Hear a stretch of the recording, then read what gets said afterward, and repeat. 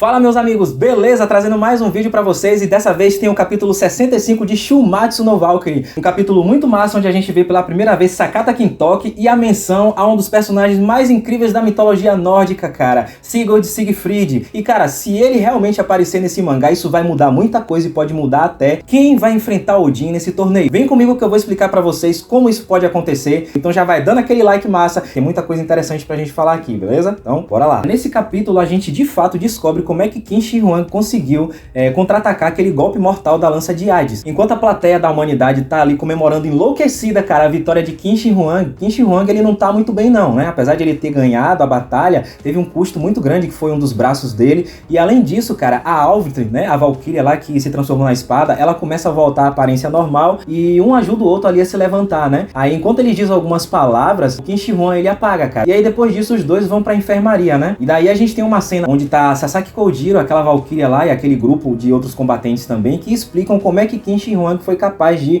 contra-atacar o golpe da lança mortal de Hades. Ou seja, a partir do momento que a lança de Hades absorveu o sangue dele, ela ganhou vida. E além disso, o Qin Shi Huang conseguiu absorver o ataque porque a espada ela teve função de defesa e de ataque ao mesmo tempo. Então ela conseguiu contra-atacar aquele golpe de Qin Shi Huang com a habilidade de defesa e logo em seguida conseguiu desferir um contra-ataque poderosíssimo. E aí depois dessa explicação do final da luta, a gente vai lá pro grupo dos deuses, né, onde eles estão lamentando lá a perda de Hades, com destaque pra Zeus, cara, que tem um painel onde ele tá ali, né, bastante triste e lamentando a morte do irmão dele. E a gente vê lá que o Hermes, cara, e o Ares, eles não tem nem palavras pra dizer num momento como esse. Depois a gente vê Qin Shi Huang e Alvitri já na enfermaria sendo tratados e lá tá Brunhilde e a irmãzinha dela, né. E o Adamas, cara, é o que tá mais enfurecido com tudo isso, porque ele não aceitou a perda do irmão, ele tá querendo saber onde tá o Qin Shi Huang pra poder matar ele. E a Brunhilde responde que não pode falar onde é que ele tá.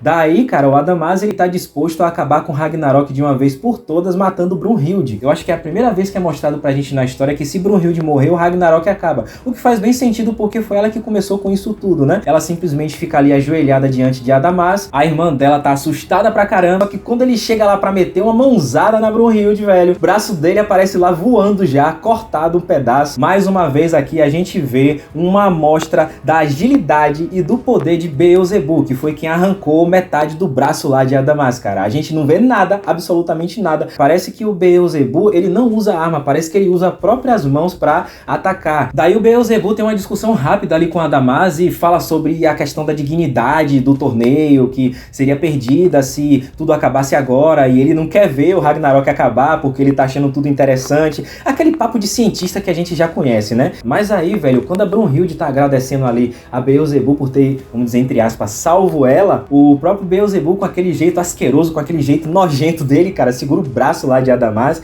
e aí diz que o fato de os deuses quererem destruir a humanidade é algo que eles não podem controlar. E nessa hora a gente vê Beelzebub e ainda vê lá também o Odin e vê o Loki, que tá nervoso pra caramba, bicho. E a sequência termina aí. Depois disso a gente vai pra última parte, onde tem lá o Buda, né, ele tá naquela árvore que ele gosta de ficar.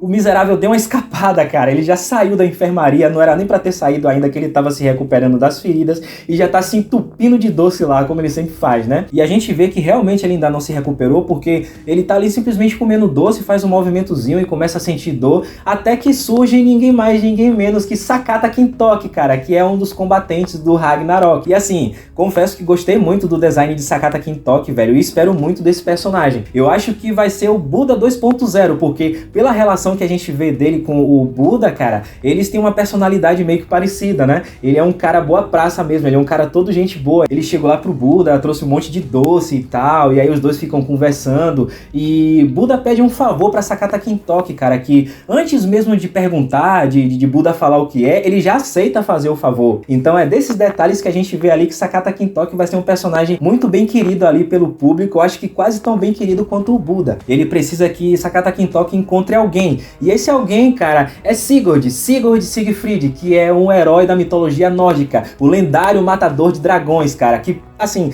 é simplesmente um dos personagens mais importantes da mitologia nórdica e eu sempre me perguntei o porquê que até hoje esse personagem nunca apareceu. Eu tinha esperança de que ele aparecesse em um momento, mas como já tá rolando o torneio e já tinha sido divulgado a lista ali de combatentes, né? Então o Siegfried ele não apareceria para lutar contra os deuses, não dentro do torneio. E eu cheguei até a pensar na possibilidade de ele ser um dos responsáveis de Brunhilde ter tomado a atitude de propor o Ragnarok aos deuses, porque na mitologia nórdica existe uma relação entre eles dois. Como é que eu posso dizer? Uma relação de amor e ódio, porque há um momento assim de uma espécie de romance que acontece entre eles e há um momento que a história conta que Brunhilde foi responsável pela morte de Siegfried. Então provavelmente, cara, o autor vai trazer isso pro mangá, mas de uma forma que exista ali um certo relacionamento ali romântico entre o Siegfried e a Brunhilde e ao mesmo tempo uma treta, um atrito entre os dois. Isso explicaria até o porquê de até o momento o Siegfried não ter aparecido no torneio. Ele deve estar brigado com a Brunhilde. Eu ainda cheguei a acreditar na possibilidade de o Siegfried ter morrido, como aconteceu na mitologia, só que aí o Sakata Kintoki, ele pode ter alguma habilidade que nenhuma outra pessoa tem na história, que é de ir pro mundo dos mortos e trazer alguém de lá.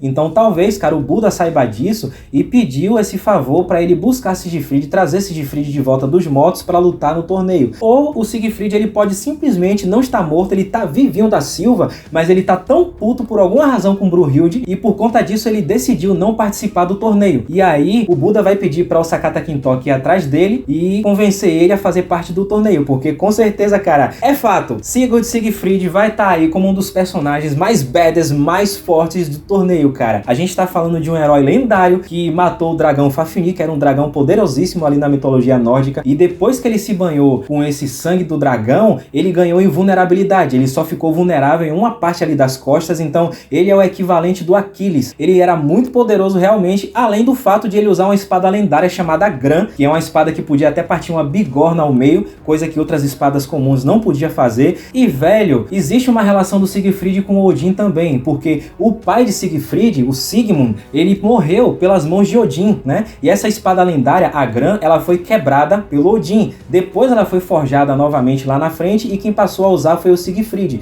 Então existe essa relação desses dois personagens e isso aumenta em muito a possibilidade de no final ali o oponente do Odin ser o próprio Siegfried, o que pra mim seria incrível, cara. Eu gostaria muito de ver a luta desses dois personagens porque eu curto muito mitologia nórdica. Então me diz aí, cara, o que é que vocês acham? O que é que vocês acharam desse capítulo? O que é que vocês esperam de Siegfried nessa história? Qual é o impacto que ele vai ter no Ragnarok, cara? Deixa aí nos comentários e muito obrigado a vocês que ficaram até aqui e até o próximo vídeo. Valeu? Tchau, tchau!